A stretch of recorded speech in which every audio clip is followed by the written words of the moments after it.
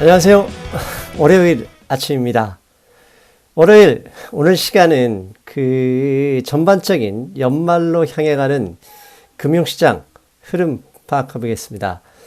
사실 너무 한쪽에 매몰되면 현재의 위치를 객관적으로 바라보기 힘들죠. 그래서 미국 증시, 그다음에 한국 증시, 그리고 마지막으로 골드, 현재 상황, 현재의 위치 좀 더 거시적으로 점검하고요. 향후의 흐름까지 한번 예상해 보겠습니다. 먼저 미국 증시부터 보겠습니다.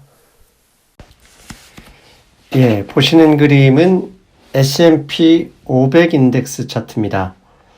지난 9월 초 3,560포인트 정도 기록했던 고점을 11월 한 달 동안 계속 돌파를 못하고 저 고점에서 치열한 싸움을 하고 있죠.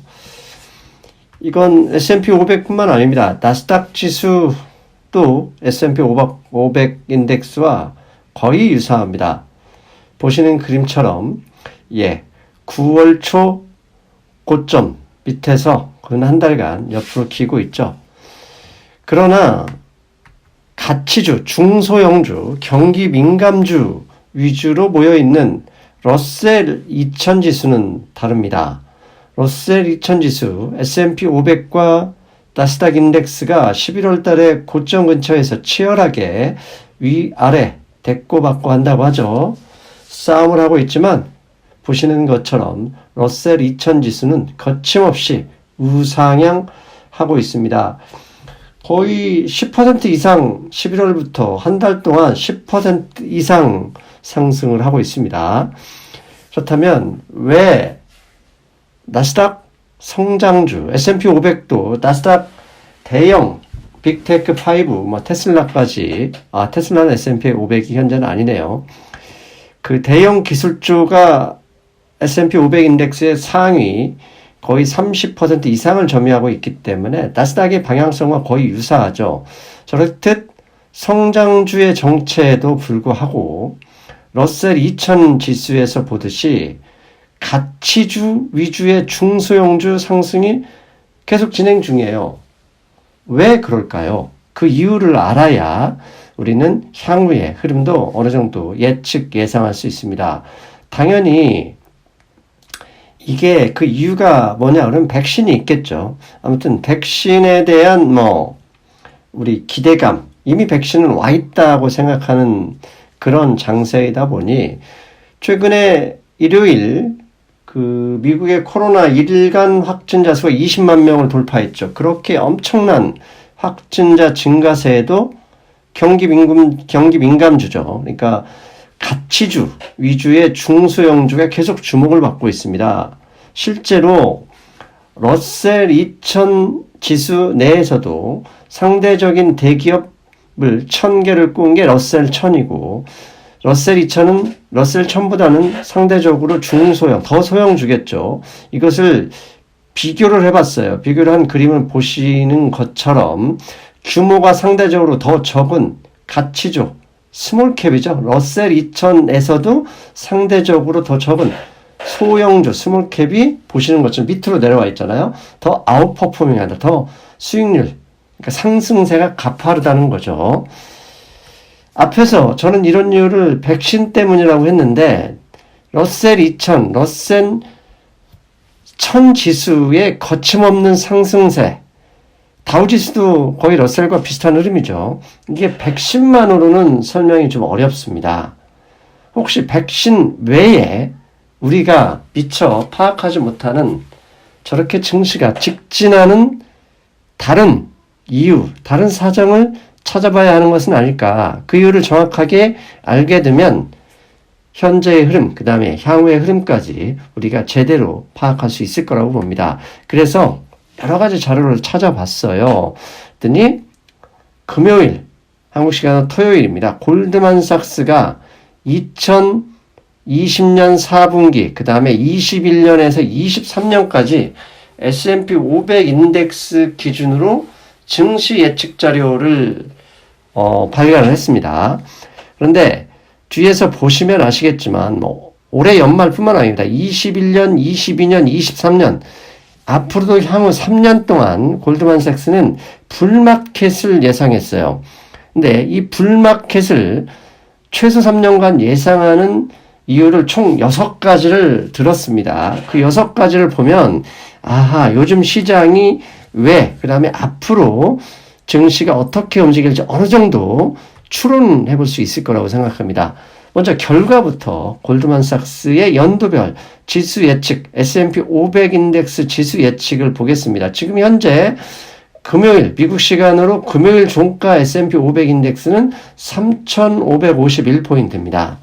3,551포인트가 현재 지수인데 한 달 후 연말 종가 골드만삭스는 3,700포인트 예측했습니다. 현재가 3,551이고 3,700이면 약 150포인트 남았네요. 그러면 약 4% 내지 5% 좀 안 되겠네요. 4% 정도 추가 상승 가능성을 봤고요. 그 다음에 2021년은 4,300포인트입니다. 현재 3,551에서 4,300, 약 750포인트. 그러면 뭡니까? 거의 20% 상승 예상하고요. 2022년에도 4,300에서 4,600으로 거의 10% 좀 안 되는 수치로 상승할 것이다. 이렇게 예상하고 있습니다. 한마디로 골드만삭스는 그냥 3년 동안 중간에 조정하니까 오르락 내리락 하겠죠. 연말 기준으로 저렇게 계속 우상향할 것으로 예상하고 있는 거죠. 자, 이게 중요한 겁니다. 골드만삭스가 왜 저렇게 연말, 그 다음에 향후 3년 동안 저렇게 불마켓을 예상하는지 우리는 그 이유를 알아야 되겠죠? 골드만삭스는 총 6가지 이유를 들었는데요. 지금부터 6가지 이유 하나씩 알아보겠습니다. 맨 먼저 첫 번째 이유는 백신입니다.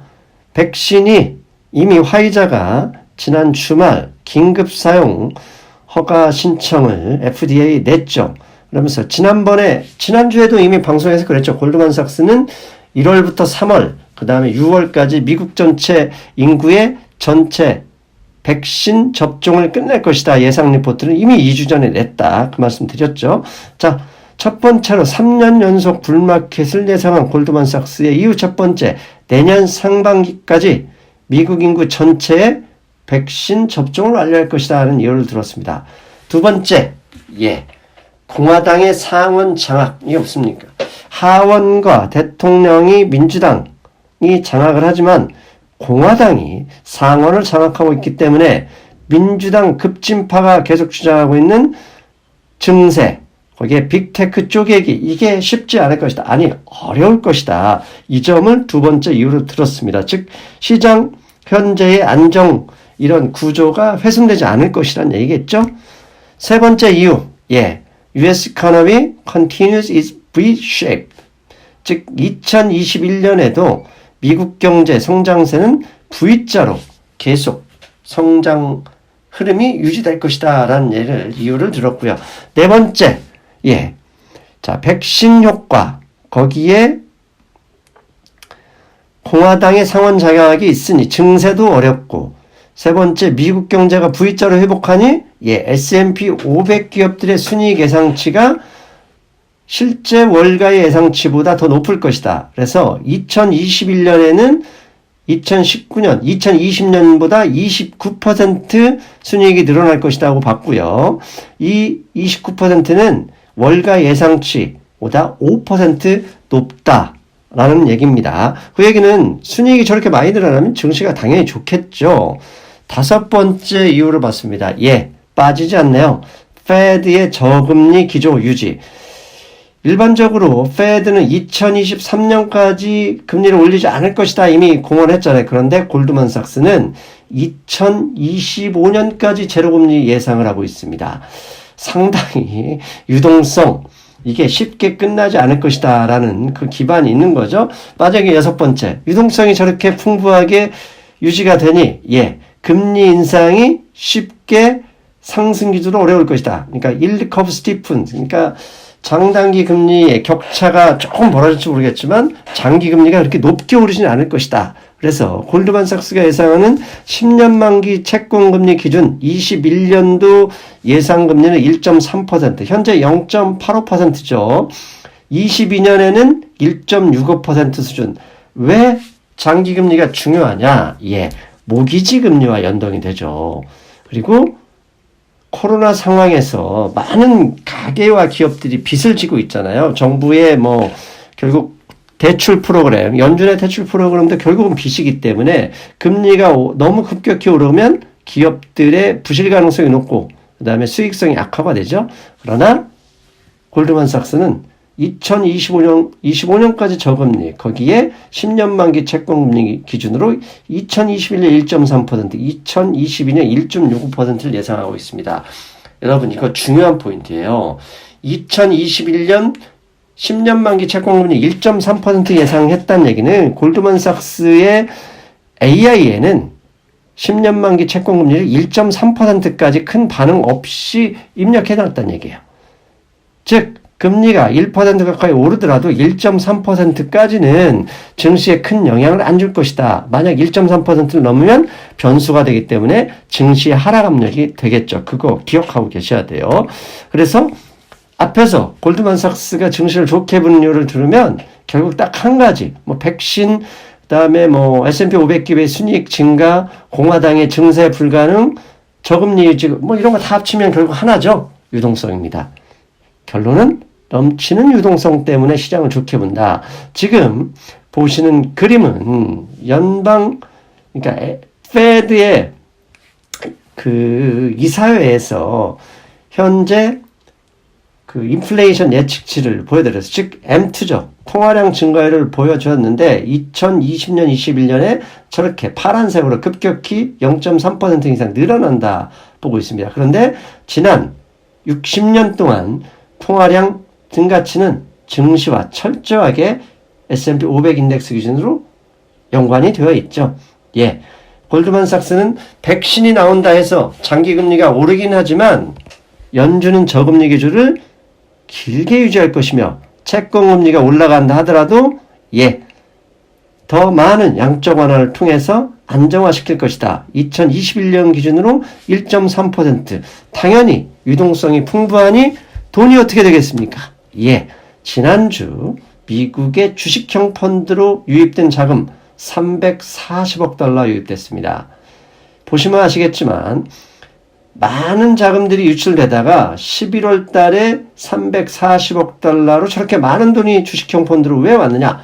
백신 소식, 화이자, 모더나, 거기에 영국의 아스트라제네카까지 곧 백신이 나온다. 그러니 유동성은 골드만삭스 예상한 것처럼 장기로 갈 것이고 어떻게 합니까?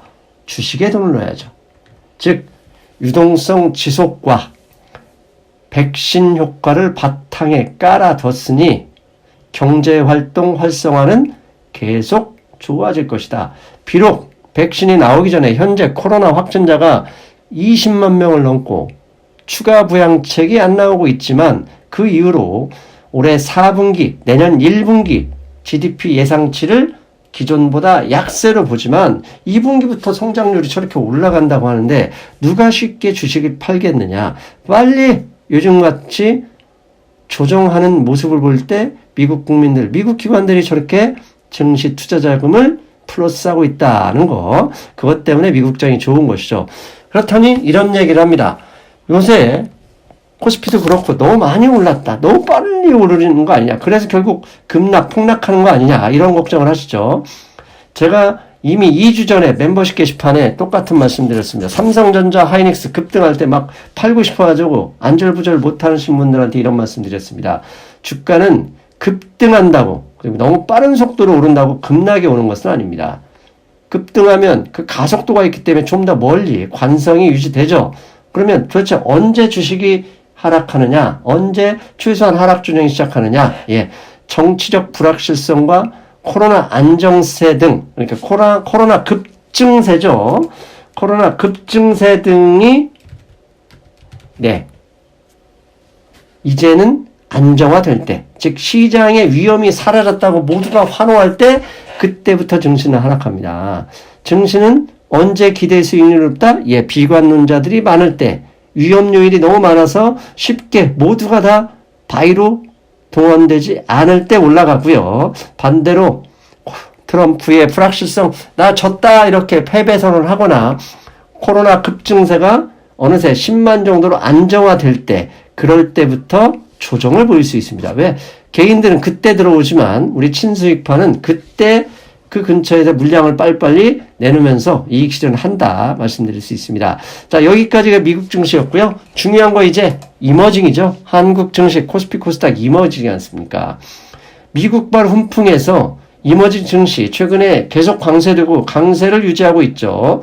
당연히 그 이유는 달러와 약세 지속, 달러와 약세, 예, 원화 강세죠. 달러 원 환율이 계속 떨어지고 있지 않습니까? 조만간 1100원 하향 돌파 가능성이 높죠.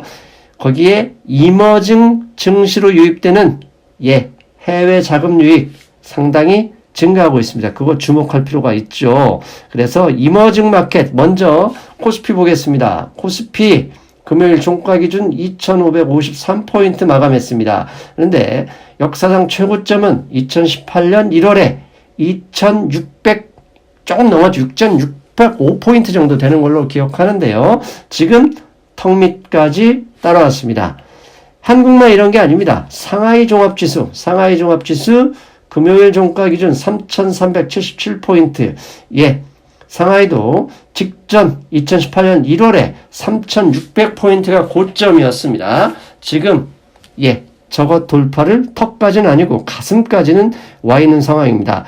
이머징 증시가 미국 증시에 비해 얼마나 올랐는지 전체적으로 비교해 볼 필요가 있어요. 그래서 지난 3개월간 SP500, 그 다음에 EEM, 이머징 마켓 ETF죠. EEM, 거기에 RUT, 러셀 2000입니다. 러셀 2000, 거기에 EWI, 한국물 ETF EWI 4개를 비교해 봤습니다. 맨 아래 S&P 500 인덱스는 지난 3개월간 3% 상승했고요. 그 기간 EM, 이머징 마켓은 8% 올랐죠. 중국 증시도 그만큼 올랐다고 보시면 되고요. 러셀 2000, 지난 3개월간 14% 올랐는데 코스피 16% 올랐습니다. 코스피 왜 이렇게 안 오르냐? 예, 그렇게 생각하시면 안 됩니다. 전 세계 증시에서 현재 3개월간 탑 클래스 수익률을 보여주고 있습니다. 그리고 이게 단순히 우리나라 개미 아니죠. 최근의 증시는 삼성전자, 하이닉스 지수 관련 대형주주를 외국인들이 집중 매수하면서 기관이 그렇게 팔아대도 매수하면서 올리고 있죠. 이게 왜 그러느냐? 지난주 뱅크 오브 아메리카에서 미국 월가의 헤지펀드들에게 인터뷰를 했습니다. 도대체 2021년 가장 수익률이 좋은 섹터가 어디일 거라고 보느냐라고 질문을 했더니, 예, 무려 전체 인터뷰 대상 응답자의 50%가 이머징 마켓을 꼽았습니다. 이머징 마켓, 내년에 미국이 가면 더 많이 간다. 이미 예상하고 배팅하는 거죠. 반면 S&P 500 전체 23%밖에 최고로 꼽지 않았어요. 그만큼 이머징 마켓, 미국의 월가 자본들, 헤지펀드들, 펀드 매니저들 사이에서 핫하다 알 수 있죠. 이렇게 이머징 마켓이 핫하고 좋은 이유, 예, 달러 추가 약세 가능성이 높기 때문이기도 합니다. 지금 보시는 그림, 달러화 인덱스입니다. 달러화 인덱스 92를 지난 8월부터 계속 저점을 지키고 있는데, 저 그림만 보면 조만간 하향 이탈할 가능성이 높고요. 그런데 왜 상승 미소가 뜬금없이 저 차트만 보고 하향한다고 하느냐? 골드만삭스가 저보다 훨씬 똑똑한 애들 아닙니까? 골드만삭스가 지난주에 달러와 추가 약세를 예상을 했어요. 그래서 90m로 떨어질 가능성이 높다. 이렇게 리포트를 썼는데 그 리포트에서 하락하는 3가지 이유를 들었습니다. 자, 여러분 3가지 이유에 뒤에서 말씀드릴 거고요. 골드만삭스가 추가적인 달러와 약세, 예, 추가적인 달러와 약세, 이 얘기는 달러 원 환율, 예, 1100m로 하향 이탈할 가능성이 높다. 이렇게 보셔도 되겠습니다. 지난주에 정부가 개입을 했죠. 그래서 1118원까지 수직 상승을 했지만 상승 미소 멤버십 게시판에 그런 말을 했죠.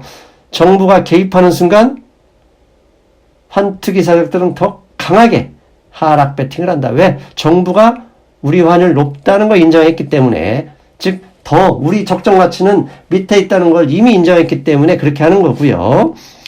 골드만삭스가 달러와 추가 하락, 달러 인덱스 추가 하락 세 가지 이유를 들었는데요. 첫 번째, 미국 경제 회복이 이 코로나 확진자 증가 때문에 올해 4분기와 내년 1분기 어렵죠. 근데 그걸 회복을 위해서 정부 재정정책, 페드의 통화정책 계속 확장하고 있다.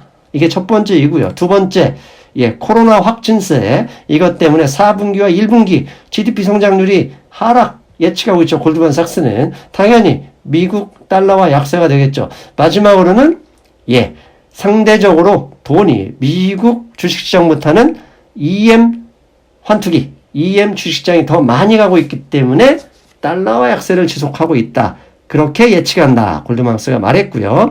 상황이 이렇다 보니 13년 만에 이머징 가치주 상승 놀랍습니다. 보시는 그룹처럼 무려 일반 성장주보다 6% 이상 11월 달에 급등하고 있죠. 이게 13년 만에 최고 수준이라고 합니다. 삼성전자, 하이닉스, 반도체주, 메모리 반도체주는 가치주입니다. 비메모리 반도체, 엔비디아, AMD 이런 건 성장주로 하죠. 아무튼 이렇게 이머징 시장이 좋다.